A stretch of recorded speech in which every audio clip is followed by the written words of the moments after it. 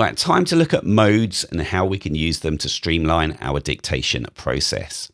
So in the mode section of settings, I'm going to click create mode, and the different preset ones that we have available are listed. So at the top we have super, and super mode is able to detect things like the application you're using. It's able to look at system information like the current date and time. It can pick up your username, read your clipboard, and more to be able to give you some real specific options for dictation. And we're certainly going to be looking at super mode later.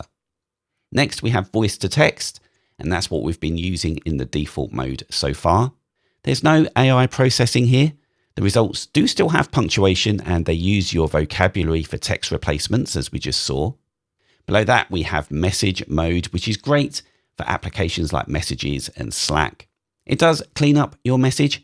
It fixes punctuation. It's going to split stuff up into paragraphs where needed, and it will also sort out any grammatical errors for you. And then we have mail mode, which I'm sure you're going to be using a lot, because this formats your dictation into a proper email structure. It's going to put in your greetings. It's going to paragraph stuff accordingly, and then it will do a sign off based on the context of the message. Now, note mode is great. It organizes your dictation into a clear note format, putting in things like section headers, bullet points. It's great for applications like Obsidian, Bear, and the Notes app. And then we have meeting mode, which is going to structure your dictation into a proper meeting format. It displays your attendees at the top. It's going to put in your action items and any key discussion points. And then finally, and best of all, you have a custom mode. And the real power behind custom mode is the fact you can put in an AI prompt within the configuration for it, and it's going to use that prompt to structure how your dictation is going to be converted. It's extremely powerful, and we're going to go through some examples later. Now, to add a mode, simply select, and it's in. I'll click create mode to put in another, so message here. And what I'm going to do now is I'm just going to pause and put in some of these other presets. Okay, I've added in the preset modes that we have here. So you'll notice that for default and voice to text, we've only got one icon here, and that's for the voice model. That's because the default model is based on the voice to text preset that we've seen, and neither of these have any AI processing, whereas you'll see all of the modes here below the message one. Well, they do have AI processing taking place. So we can see an icon there for the model that's currently being used. So here with Text Edit open, I'm going to key in the shortcut that is set up for switching modes, and that is Shift Option K.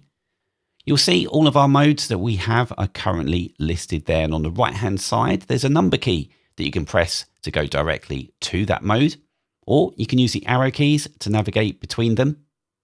You can also switch modes or check which mode you're currently in by coming up to the menu bar icon. And I can see that we're in the voice to text mode currently. So let's see what that does. So let's just run an example of that. So I was thinking we could maybe push the project deadline back a week, give the team a bit more breathing room, and yeah, it would just make things a lot less stressful. So we can see here with that voice to text, we've got a pretty much like for like transcript there. Now I'm happy with that. I think this particular parakeet model works well for me. However, if you do want to change that, then of course you can come back into Superwhisper and then click on that voice to text mode to go into the settings for it. Then just click on the model, and then up here on the drop down, you can change. Now, as you come down and look at these, when you stop and hover, you get a small fly out window that gives you some more information.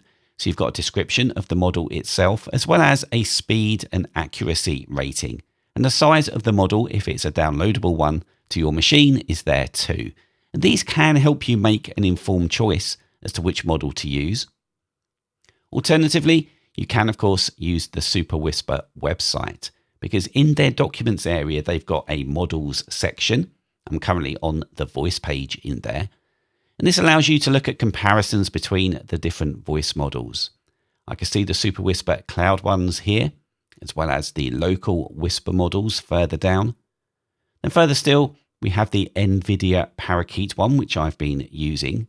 And then back into the documents sidebar here, if I come up to the particular modes that I'm looking for a model for, so voice to text in this case, just a little bit further down, there is a section dedicated to helping you choose the right model. So if you want quick dictation, it recommends these 3 here. Then for longer recordings, there's a separate recommendation. So based on that, over here, it's very easy to just click and switch to, let's say, Nova 3 there. Okay, I'm in Messages, and this is going to be perfect for using message mode. What I'll do is I'll key in my shortcut, and then I'll use the arrow keys to come into message mode and start dictating. So I was thinking we could maybe push the project deadline back a week, give the team a bit more breathing room, and yeah, it would just make things a lot less stressful. And that has actually trimmed down the text a little bit. It's taken out the ums and ahs, and where I said yeah in there, it's taken that out as well. So made it a little bit tidier and better for a message. In fact, let's not take my word for it. One of the beauties of being able to have all of these files stored on our machine is we can go into them and see exactly what cleaning up took place. I'll click on history, and then I'll click on that last transcription. And this is showing us the AI processed text. So this is after cleanup. And if I click on original, it's just a tiny bit longer there. So we can always see the before and after versions of our text. Now, if I wanted to change the AI model that is being used, then we can go exactly the same route as we do for changing the voice model. So we can see here, message mode is using the GPT-5 mini processing model. Well, here in our advanced settings, we can click the drop down to make a change there as well. And just like changing the voice model, hovering over will give us information and the speed and accuracy ratings too. Okay, let's do an example of mail mode now. So I'll key in my shortcut, and then I think I'll press 4 to go into mail mode. Sarah, looking forward to our meeting next week. Don't forget the reports. I'm going to need to have those proofed by Monday. If there's anyone that you think is going to add value to this meeting, then bring them along. Okay, that didn't take long at all to format that in a much more professional and concise manner. Now, if mail mode is a mode that you think you're going to be using a lot more than the others, you can set a keyboard shortcut to go directly to it. And of course, this applies to any other mode as well. Just go into the advanced settings for that mode, and you'll see a section there for keyboard shortcut. Just click and record your shortcuts while you shift option 4. And now I've got a blank email message again. So I'll just key in my standard mode shortcut to see which one I'm currently in. And it's the message one. Let's just come out of there and I'll press shift option 4 instead now. Sarah, looking forward to our meeting next week. Don't forget the reports. I'm going to need to have those proofed by Monday. If there's anyone that you think is going to add value to this meeting, then bring them along. Perfect. Much quicker there. The next mode that we'll look at is notes. So from here, I'm going to invoke our shortcut, shift option and K, and then I'll press the 5 key to go into note mode. Let's invoke Superwhisper and start talking. Things to cover in the Superwhisper video. So first, the getting started section. We've got downloads, permissions, and the onboarding. Then modes, that's the big one. Voice to text message, email, note, super, and meeting. Also custom modes and auto activation. And probably worth covering model selection separately at the end. And look at what it's done there. We can see it's given a main heading of Superwhisper video outline. Then it's outlined the different elements that I'm going to need to record. And underneath modes, it's put in some extra bullet points there for each one. And then it's put the model selection at the end. And the little bit that I wanted in brackets there as well. That is a really efficient use of my time when dictating. It's quite powerful.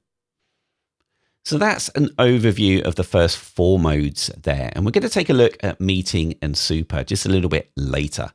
What I want to do before that is just go into the advanced settings for one of the modes and take a look at the options that we have there.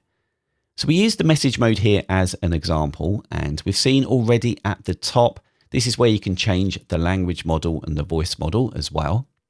Then below that, you can add dedicated applications, and that means every time you dictate and that application is open, it will automatically default to this particular mode.